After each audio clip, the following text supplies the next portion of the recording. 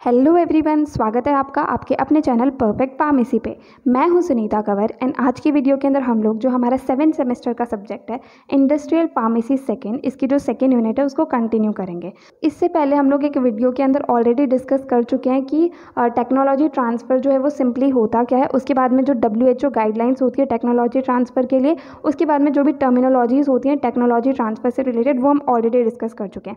आज की वीडियो के अंदर हम लोग टेक्नोलॉजी ट्रांसफ़र प्रोटोकॉल के बारे में, क्वालिटी रिस्क मैनेजमेंट के बारे में, एंड एक टॉपिक है हमारे पास transfer from R&D to production, जिसके अंदर प्रोसेस, पैकेजिंग एंड क्लीनिंग आता है। ये टॉपिक्स डिस्कस करेंगे, ठीक है। तो हम हर एक टॉपिक को इस तरीके से डिस्कस कर रहे हैं कि अगर उसमें से 5 मार्क्स का भी क्वेश्चन आ जाए तो हम सफिशिएंट मैटर जो है वो लिख सकें एंड पढ़ सकें। तो इस वजह से क्या है, सेकेंड यूनिट का सिलेबस बहुत ज़्यादा है तो नोट्स भी थोड़े ज़्यादा हो गए हैं, बट आपके लिए हेल्पफुल रहेंगे वो नोट्स। आप उसमें से जितना चाहे उतना पढ़ सकते हैं। बाकी नोट्स आपको हमारी ऑफिशियल वेबसाइट perfectpharmacy.in पर मिल जाएंगे, आप वहाँ जा करके चेक कर सकते हैं। अगर आप नोट्स को साथ में रख के पढ़ाई करेंगे ना तो आपके लिए थोड़ा ज़्यादा ईजी रहेगा, ठीक है। तो अब हम स्टार्ट करते हैं। हमारा जो आज का फर्स्ट टॉपिक है टेक्नोलॉजी ट्रांसफ़र प्रोटोकॉल। उससे पहले हमारे पास टेक्नोलॉजी ट्रांसफ़र क्या था। टेक्नोलॉजी ट्रांसफ़र जो है सिंपली क्या मतलब होता है इसका कि किसी भी एक कंपनी से दूसरी कंपनी के अंदर या एक सेंडिंग यूनिट से रिसीविंग यूनिट के अंदर हम लोग इन्फॉर्मेशन जो है डॉक्यूमेंट्स के रूप में ट्रांसफ़र कर रहे हैं, चाहे वो ड्रग की डिस्कवरी से रिलेटेड हो या फिर प्रोडक्ट डेवलपमेंट से रिलेटेड हो या फिर क्लिनिकल ट्रायल से रिलेटेड हो, जिससे कि हम क्या कर सकते हैं कि कोई भी प्रोडक्ट जो है उसे कमर्शियल स्केल पर मतलब मार्केट लेवल पर जो है प्रोड्यूस कर सकें, ठीक है। तो अब सबसे पहले टेक्नोलॉजी ट्रांसफ़र प्रोटोकॉल का मतलब क्या है। तो प्रोटोकॉल जो है ये सिंपली मतलब सेट ऑफ रूल्स होते हैं, मतलब सारे के सारे रूल्स लिखे होते हैं किसी भी चीज़ से रिलेटेड कि उस चीज़ को किस तरीके से करना है। जैसे हम बात करें टेक्नोलॉजी ट्रांसफ़र प्रोटोकॉल, तो इसका मतलब है एक सेट ऑफ रूल्स जिसके अंदर प्रॉपर स्टेप वाइज लिखा हुआ है कि टेक्नोलॉजी ट्रांसफ़र का प्रोसेस जो है वो किस तरीके से होगा, ठीक है। तो जैसे हमारे पास में टेक्नोलॉजी ट्रांसफ़र प्रोटोकॉल लिखी हुई है तो उसके अंदर सबसे पहले तो आएगा कि ऑब्जेक्टिव क्या है, उद्देश्य क्या है टेक्नोलॉजी ट्रांसफ़र करने का। उसके बाद में यहाँ पर जो हम टेक्नोलॉजी को ट्रांसफ़र करें एक जगह से दूसरी जगह, उसका स्कोप क्या हो सकता है, ठीक है। उसके बाद में जो की पर्सनल है मतलब मेन लोग जो उस टेक्नोलॉजी ट्रांसफ़र के प्रोसेस के अंदर इन्वॉल्व हैं, उनके बारे में एंड उनकी रिस्पॉन्सिबिलिटीज़ क्या है उसके बारे में यहाँ पर लिखा होता है। अब ये वाले पॉइंट्स जो है वो हमारे आगे पीछे हो गए। तो फोर्थ पॉइंट आएगा पैरेलल कंपैरिजन। तो इसके अंदर क्या होगा, जो भी मटेरियल्स यूज़ हो रहे हैं, जो भी मेथड्स यूज़ हो रहे हैं, जो भी इक्विपमेंट यूज़ हो रहे हैं, उनका पैरेलल कंपैरिजन करा जाता है, मतलब साथ में रख करके उनके बीच में कंपैरिजन करा जाता है क्या क्या डिफरेंसेस हमारे पास में आ रहे हैं। नेक्स्ट आता है ट्रांसफ़र स्टेजेस। ट्रांसफ़र स्टेजेस के अंदर क्या आएगा कि हर एक स्टेज, जैसे इसके बाद में ये होगा, इसके बाद में ये होगा, तो प्रॉपर ट्रांसफ़र स्टेजेस होनी चाहिए डॉक्यूमेंटेड एविडेंस के साथ में कि मतलब जैसे नेक्स्ट स्टेप हम लोग कर रहे हैं ना, उससे पहले ये चीज़ क्लियर हो जानी चाहिए कि हमने उससे पहला वाला स्टेप जो है वो बिल्कुल तरीके से कंप्लीट कर लिया है, ठीक है। नेक्स्ट हमारे पास में आता है identification of critical control points. तो क्रिटिकल कंट्रोल पॉइंट्स हम लोग को पता है कि ऐसे पॉइंट्स जहाँ पर अगर थोड़ी सी भी गड़बड़ हो गई तो हमारा पूरा का पूरा काम जो है वो ख़राब हो जाएगा। तो हमें जो क्रिटिकल कंट्रोल पॉइंट्स है उनका पता लगाना है, ठीक है। उसके बाद में जो एक्सपेरिमेंटल डिज़ाइन है एंड जो एक्सेप्टेंस क्राइटेरिया है, एनालिटिकल मैथड्स का मतलब पूरी की पूरी चीज़ को एनालाइज करने का जो मैथड्स है उनका एक्सपेरिमेंटल डिज़ाइन क्या है और उनका एक्सेप्टेंस क्राइटेरिया क्या है वो लिखा होता है। उसके बाद में इंफॉर्मेशन होती है ट्रायल प्रोडक्शन बैच हो गए उनके ऊपर, देन क्वालिफिकेशन बैच हो गए उनके ऊपर, एंड प्रोसेस वैलिडेशन के ऊपर, ठीक है। इसके बाद में नेक्स्ट आता है चेंज कंट्रोल। चेंज कंट्रोल हम लोगों ने देखा था जैसे मतलब किसी भी एक स्टेप के अंदर ऐसे चेंजेस जिसकी वजह से प्रोडक्ट की क्वालिटी जो है वो ज़्यादा बेटर हो सके, तो वो होता है चेंज कंट्रोल। तो कोई भी प्रोसेस के अंदर डेविएशंस आ रही है उसके लिए जो चेंज कंट्रोल है वो 9th पॉइंट के अंदर मेंशन होता है। नेक्स्ट हमारे पास में आता है असेसमेंट ऑफ एंड प्रोडक्ट, मतलब जो एंड प्रोडक्ट बन रहा है उसका असेसमेंट करना, उसका एनालिसिस करना, उसका ये पता लगाना कि भाई उसकी क्वालिटी वगैरह जो भी सारी चीज़ें हैं वो सही है या फिर नहीं है। नेक्स्ट आता है कुछ अरेंजमेंट्स, जैसे जो रिटेंशन सैम्पल्स हैं एक्टिव इंग्रेडिएंट के हो गए, इंटरमीडिएट्स के हो गए, फिनिश्ड प्रोडक्ट्स के हो गए, उन सबके रिटेंशन सैम्पल्स को अरेंज करके रखना, ठीक है। देन उसके बाद में जो भी रेफरेंस सब्सटेंसेस है उनकी इन्फॉर्मेशन कंप्लीट होनी चाहिए। लास्ट पॉइंट आता है कंक्लूजन। कंक्लूजन के अंदर मतलब जो हमारा कंप्लीट टेक्नोलॉजी ट्रांसफ़र का जो प्रोसेस था उसका कंप्लीट कंक्लूजन जो है वो लास्ट स्टेप के अंदर लिखा होता है, ठीक है, प्रोजेक्ट मैनेजर के साइन के साथ में। तो ये होता है हमारा कंप्लीट टेक्नोलॉजी ट्रांसफ़र प्रोटोकॉल। तो ये होता है डॉक्यूमेंट जिसके अंदर ये सारे हमारे 12 पॉइंट्स प्रॉपरली मेंशन होने चाहिए टेक्नोलॉजी ट्रांसफ़र से रिलेटेड जो भी हैं वो, ठीक है। अब जो सेंडिंग यूनिट एंड जो रिसीविंग यूनिट है हमारे पास, एक तो आएगी सेंडिंग यूनिट, एक आएगी रिसीविंग यूनिट, ठीक है। दोनों की प्रॉपर बातचीत होने के बाद में जो है ये टेक्नोलॉजी ट्रांसफ़र प्रोटोकॉल को प्रॉपरली बनाया जाता है, ठीक है। एंड जो ये प्रोटोकॉल है उसे दोनों को ही अच्छे से इम्प्लीमेंट करना होगा। एक चेकलिस्ट बना लेंगे या फिर एक फ्लो डायग्राम बना लेंगे। चेकलिस्ट मतलब दोनों तरफ से चेक कर लेंगे कि हम लोगों ने ये वाला पॉइंट कवर कर लिया, ये कवर कर लिया, ये कवर कर लिया। तो इस तरीके से प्रॉपर चेकलिस्ट के साथ में दोनों तरफ sending unit and receiving unit दोनों जगह पर जो है टेक्नोलॉजी ट्रांसफ़र प्रोटोकॉल को ऐसे चेक करना हो कि सारी चीज़ें हम लोग फॉलो कर रहे हैं या फिर नहीं कर रहे हैं, ठीक है। अब हमने टेक्नोलॉजी ट्रांसफ़र प्रोटोकॉल के अंदर इतना मैटर पढ़ लिया है। प्रॉपर आपको एक एक पॉइंट जो है वो नोट्स के अंदर लिखा हुआ मिल जाएगा, तो आप वेबसाइट पे जाकर के ज़रूर से डाउनलोड कर लेना, ठीक है। तो वहाँ पर आपको अच्छे से समझ आ जाएगा कि किस तरीके से हमको क्या क्या चीज़ें जो है वो एग्जाम के अंदर लिखनी है। नेक्स्ट टॉपिक हमारा रहेगा क्वालिटी रिस्क मैनेजमेंट। तो क्वालिटी रिस्क मैनेजमेंट, इसकी डेफिनेशन हम लोगों ने पहले भी देखी थी। जैसा हमको इसके नाम से पता चल रहा है, जैसे जो क्वालिटी है प्रोडक्ट की, उसकी क्वालिटी जो है उसके अंदर जो भी रिस्क के चांसेस है ना कि उसकी क्वालिटी के अंदर इस स्टेप पर ये यहाँ पर दिक्कत हो सकती है, यहाँ पर ये दिक्कत हो सकती है, तो वो सारे के सारे रिस्क को मैनेज करना जो है वो होता है क्वालिटी रिस्क मैनेजमेंट, ठीक है। अब जो हमारा प्रोजेक्ट है उसके अंदर रिस्क के चांसेस को हम लोग टेक्निकल स्किल्स की मदद से कम कर सकते हैं, एक प्रॉपर प्लानिंग के साथ में कम कर सकते हैं, ठीक है। और गोल ओरिएंटेड हम लोग रहें कि हमें ये वाला गोल जो है वो अचीव करना है, तो उसके अकॉर्डिंग हम लोग सारी की सारी चीज़ों को तरीके से करेंगे। तो इस तरीके से जो हम लोग क्वालिटी रिस्क को मैनेज कर सकते हैं। अब जो हमारा क्वालिटी रिस्क मैनेजमेंट है, इसके दो मेन प्रिंसिपल्स होते हैं, ठीक है। पहला प्रिंसिपल ये है कि जो क्वालिटी रिस्क का इवैल्यूएशन हम लोग करते हैं ना, वो डिपेंड करता है साइंटिफिक नॉलेज के ऊपर एंड साथ साथ जो पेशेंट है उसकी प्रोटेक्शन के ऊपर। मतलब हम लोग को क्वालिटी जो है उसे इस तरीके से मैनेज करना है, इस तरीके से पहले उसका इवैल्यूएशन करना है जिससे कि पेशेंट जो है उन्हें हम प्रॉपरली प्रोटेक्ट कर सकें, उनके पास जो है ख़राब क्वालिटी की चीज़ें ना पहुँचे, ठीक है। दूसरा हमारे पास में ये आता है कि जो अमाउंट है एफर्ट का, डॉक्यूमेंटेशन का, वो डायरेक्टली प्रोपोर्शनल होना चाहिए कि कितना रिस्क है क्वालिटी के लिए, ठीक है। तो मतलब सिंपली क्या हुआ कि जो हम एफर्ट लगा रहे हैं क्वालिटी रिस्क मैनेजमेंट को अप्लाई करने के लिए, जो हम एफर्ट लगा रहे हैं, जो भी डॉक्यूमेंटेशन यूज़ करें, वो डायरेक्टली प्रोपोर्शनल होने चाहिए जो अमाउंट ऑफ रिस्क है वहाँ पर क्वालिटी के अंदर। तो ये सिंपल से कुछ प्रिंसिपल्स होते हैं। अगर हमारे पास क्वालिटी रिस्क मैनेजमेंट का क्वेश्चन आता है तो वहाँ पर हम लोग इसको लिख सकते हैं, ठीक है। अब एक फ्लो चार्ट हम लोग देखते हैं, जो अगर क्वालिटी रिस्क मैनेजमेंट का क्वेश्चन आएगा तो वो हमें ज़रूर बनाना है।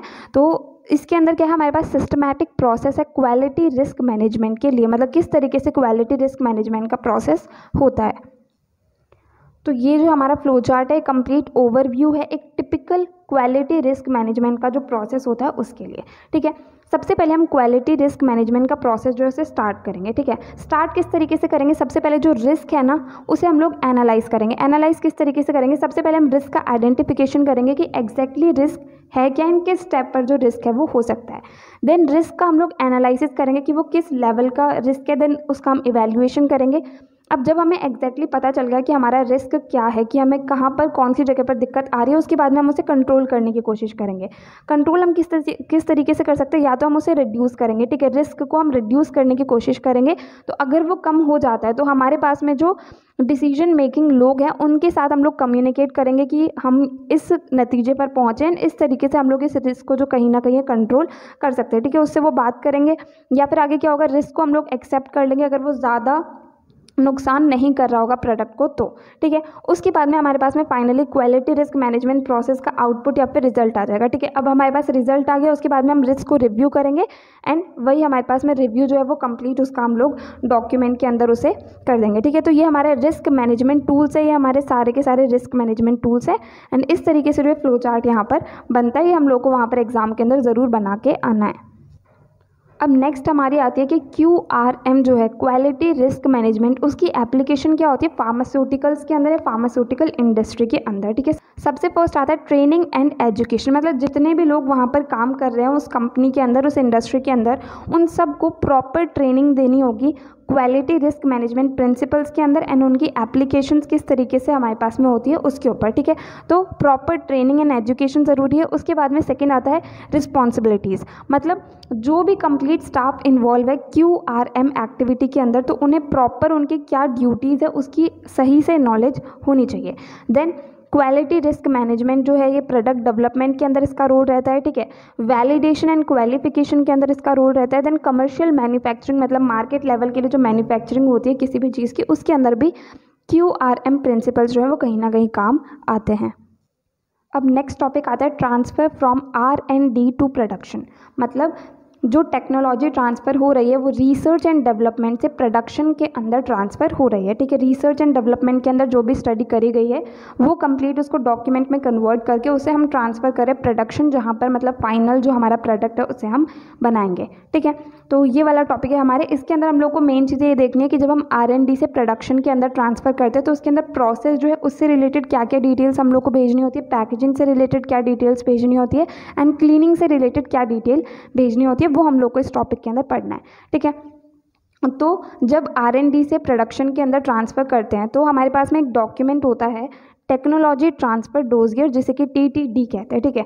ये एक ऐसा डॉक्यूमेंट होता है जो R&D डिपार्टमेंट जो है वो प्रोडक्ट डेवलपमेंट डिपार्टमेंट को देता है, ठीक है। एंड उसके अंदर हमारे पास में एक तो मास्टर फॉर्मूला कार्ड होता है, देन मास्टर पैकेजिंग कार्ड होता है, मास्टर फॉर्मूला होता है, एंड स्पेसिफिकेशंस और जो स्टैंडर्ड टेस्ट प्रोसीजर है वो होता है। ये सारी चीज़ें जो है वो टेक्नोलॉजी ट्रांसफ़र डोसियर के अंदर होती है, जो कि रिसर्च एंड डेवलपमेंट वाला जो डिपार्टमेंट है वो प्रोडक्ट डेवलपमेंट वाले डिपार्टमेंट को भेजते हैं, ठीक है। अब सबसे पहला हमारे पास में आता है प्रोसेस। मतलब प्रोसेस का मतलब क्या हो गया कि जो हम प्रोसेस जो है वो यूज़ कर रहे हैं प्रोडक्ट को बनाने के लिए, उस प्रोसेस से रिलेटेड क्या क्या चीज़ें हमारे पास में होनी चाहिए। तो जो सेंडिंग यूनिट है वो रिसीविंग यूनिट को इन्फॉर्मेशन देती है सेफ्टी से रिलेटेड, हेल्थ एंड जो एनवायरमेंटल इश्यूज़ हैं, ये जो सारी चीज़ें रिलेटेड है मैन्युफैक्चरिंग प्रोसेस से रिलेटेड, ठीक है। मैन्युफैक्चरिंग प्रोसेस जो है उससे रिलेटेड, सेफ्टी से रिलेटेड जो भी डिटेल्स है, हेल्थ से रिलेटेड, एनवायरमेंटल इश्यूज से रिलेटेड, वो कंप्लीट डिटेल्स जो है वो सेंडिंग यूनिट जो है वो रिसीविंग यूनिट को भेज। अब जो हमारी सेंडिंग यूनिट है वो रिसीविंग यूनिट को सारी की सारी इन्फॉर्मेशन भेजती है प्रेजेंट प्रोसेसिंग से रिलेटेड, टेस्टिंग से रिलेटेड, एंड कौन कौन सी इन्फॉर्मेशन होती है। सबसे पहले एक प्रॉपर एक्सप्लेनेशन होता है जो फैसिलिटी रिक्वायर्ड होती है, जो भी इक्विपमेंट्स रिक्वायर्ड होते हैं उससे रिलेटेड, ठीक है। देन उसके बाद में एक कंप्लीट डेटा होता है स्टार्टिंग मटेरियल से रिलेटेड, देन जो भी स्टोरेज नीड्स होती हैं रॉ मटेरियल को रखने की, फिनिश्ड प्रोडक्ट को रखने की, मतलब टेम्परेचर क्या होना चाहिए, किस तरह का वहाँ पर एनवायरनमेंट होना चाहिए जहाँ पर इन चीज़ों को स्टोर करना है, वो डिटेल्स वहाँ पर भेजी जाती हैं। उसके बाद में एक प्रॉपर एक्सप्लेनेशन होता है कि जो रॉ मटेरियल्स है, ठीक है, उनके बाद में मैन्युफैक्चरिंग स्टेप्स क्या रहेगा, ठीक है। देन ऑर्डर क्या रहेगा एंड प्रोसीजर क्या रहेगा रॉ मटेरियल को ऐड करने का जब प्रोडक्ट को प्रोड्यूस करा जा रहा है तब, ठीक है। एनालिटिकल मेथड्स जो है उसका प्रॉपर एक्सप्लेनेशन वहाँ पर रहेगा, ठीक है। देन जो कंट्रोल स्ट्रैटेजी होती है उसको प्रॉपर रिकॉग्नाइज करना एंड वेरीफाई करना होगा। देन वैलिडेशन डेटा वहाँ पर होगा। देन जो एनुअल प्रोडक्ट क्वालिटी रिव्यूज़ है वो उसके अंदर होने चाहिए। स्टेबिलिटी से रिलेटेड जो भी इंफॉर्मेशन है उस प्रोडक्ट की वो भी वहाँ पर देनी होगी, ठीक है। उसके बाद में प्रॉपर एक ग्रुप ऑफ प्रोटोकॉल्स वहाँ पर हमें भेजने होंगे। एंड मैन्युफैक्चरिंग के टाइम जो ऑपरेशन गाइडलाइंस, मतलब उस प्रोसेस को ऑपरेट करते टाइम जो भी गाइडलाइंस हम लोग को ध्यान रखनी होगी वो प्रॉपर वहाँ पर भेजनी होगी। उसके बाद में एनवायरमेंटल कंडीशंस क्या रहनी चाहिए फैसिलिटी के, इक्विपमेंट की, वो कंप्लीट डिटेल्स जो है वो प्रोसेस से रिलेटेड सेंडिंग यूनिट जो है वो रिसीविंग यूनिट को भेजती है, ठीक है। सेकेंड हमारे पास में आता है पैकेजिंग। पैकेजिंग जो है मतलब हम लोग क्या करें, प्रोडक्ट की पैकेजिंग करें, तो पैकेजिंग से रिलेटेड क्या डेटा भेजना होता है। तो सेंडिंग यूनिट को, रिसीविंग यूनिट को जो भी कंटेनर एंड क्लोजर सिस्टम से रिलेटेड डिटेल्स हैं, ठीक है, वो भेजनी होती है। देन कोई भी एडिशनल इन्फॉर्मेशन है पैकेजिंग से रिलेटेड, उसकी डिज़ाइन से रिलेटेड, प्रोसेसिंग से रिलेटेड, या फिर जो लेबलिंग रिक्वायरमेंट्स है वो भी प्रॉपर उन लोगों को वहाँ पर बतानी होती है। देन जो क्वालिटी टेस्टिंग है ना, क्वालिटी कंट्रोल टेस्टिंग, उससे रिलेटेड जैसे पैकेजिंग के कंपोनेंट्स होते हैं, स्पेसिफिकेशंस होते हैं, जैसे कि ड्राइंग से रिलेटेड आर्ट वर्क जो उसके ऊपर होना है लेबल वगैरह के ऊपर। देन मटेरियल जो चाहिए जैसे वो कार्ड का होना चाहिए, ग्लास का होना चाहिए, फाइबर बोर्ड का होना चाहिए, वो कंप्लीट डिटेल्स जो है वो सेंडिंग यूनिट रिसीविंग यूनिट को भेजती है। अब जो पैकेजिंग है ना, पैकेजिंग उसे एकदम अप्रोप्रिएट, एकदम सही जब माना जाता है जब वो प्रॉपर प्रोटेक्शन प्रोवाइड कर रही है, सेफ्टी प्रोवाइड कर रही है, कंपैटिबिलिटी प्रोवाइड कर रही है, एंड परफॉर्मेंस जो है वो भी सही प्रोवाइड कर रही है, तो पैकेजिंग जो है उसे सही माना जाता है, ठीक है। थर्ड पॉइंट आता है क्लीनिंग। तो कंटामिनेशन जो है मतलब एक चीज़ से दूसरी चीज़ इफेक्ट हो जाती है, उसकी क्वालिटी जो है वो ख़राब हो सकती है। तो कंटामिनेशन से बचाने के लिए प्रॉपर क्लीनिंग जो है वो करनी बहुत ज़्यादा ज़रूरी होती है। अब क्लीनिंग से related sending unit receiving unit को क्या इन्फॉर्मेशन भेजती है, पहली तो सॉल्युबिलिटी से रिलेटेड जो भी इन्फॉर्मेशन होती है वो भेजनी होती है कि एक्टिव इंग्रेडिएंट्स की सॉल्युबिलिटी क्या है, वो किस तरीके से किस किस जगह पर सॉल्युबल रहते हैं, एक्सिपिएंट से रिलेटेड, व्हीकल से रिलेटेड, सबकी सॉल्युबिलिटी इन्फॉर्मेशन जो है वो भेजनी होती है, ठीक है। उसके बाद में जो मिनिमम थेरापेटिक डोज है एक्टिव इंग्रेडिएंट का, एक्टिव फार्मास्यूटिकल इंग्रेडिएंट या फिर एक्टिव इंग्रेडिएंट का जो मिनिमम थेरापेटिक डोज है वो क्या रहेगा ये बताना होता है, जिससे कि क्रॉस कंटामिनेशन को बचाया जा सके, ठीक है। उसके बाद में जो थेरापेटिक कैटेगरी है एंड जो टॉक्सिकोलॉजिकल असेसमेंट है वो भी प्रॉपर वहाँ पर बताना होता है। उसके बाद में करंट क्लीनिंग प्रोसीजर जो है वो सेंडिंग यूनिट में क्या यूज़ हो रहा है, जो कि रिसीविंग यूनिट को भी यूज़ करना है, वो वहाँ पर प्रॉपर मेंशन करना होता है। उसके बाद में जो क्लीनिंग वैलिडेशन रिपोर्ट्स हैं, ठीक है, मतलब क्लीनिंग करी गई है एंड उसे वैलिडेट भी करा गया है तो उसकी प्रॉपर रिपोर्ट्स जो है वो वहाँ पर भेजनी होती है। उसके बाद में क्लीनिंग एजेंट्स जो यूज़ हो रहे हैं उसकी प्रॉपर इन्फॉर्मेशन भेजनी होती है। उसके बाद में जो भी रिकवरी स्टडीज़ हैं, ठीक है, वैलिडेशन के लिए या फिर जो सैम्पलिंग मैथड है उसे वैलिडेट करने के लिए जो भी रिकवरी स्टडीज़ है वो भी प्रॉपर वहाँ पर भेजनी होती है, ठीक है। तो ये हो गए क्लीनिंग से रिलेटेड जो भी डेटा सेंडिंग यूनिट को रिसीविंग यूनिट को भेजना होता है, ठीक है। तो इस तरीके से हमारा जो है transfer from R&D to production वाला टॉपिक है यहाँ पर कंप्लीट होता है। अगर हमारे पास में इसका क्वेश्चन डायरेक्टली 5 मार्क्स का आता है तो यहाँ पर हम लोग को यही चीज़ें लिखनी है। एक तो सिंपल सा ये डॉक्यूमेंट के बारे में हम लोग बता देंगे, एक टेक्नोलॉजी ट्रांसफर एक्जैक्टली होता क्या है वो बता देंगे, उसके बारे में प्रोसेस के बारे में, पैकेजिंग के बारे में एंड क्लीनिंग के बारे में हम लोग वहाँ पर लिख देंगे। अब यहाँ पर जो भी पॉइंट्स डिस्कस हो रहे हैं, जैसे यहाँ पर फैसिलिटी रिक्वायरमेंट, स्टोरेज नीड्स, ये सारे के सारे पॉइंट्स हम लोग को ऐसे के ऐसे वहाँ पर लिखने होंगे।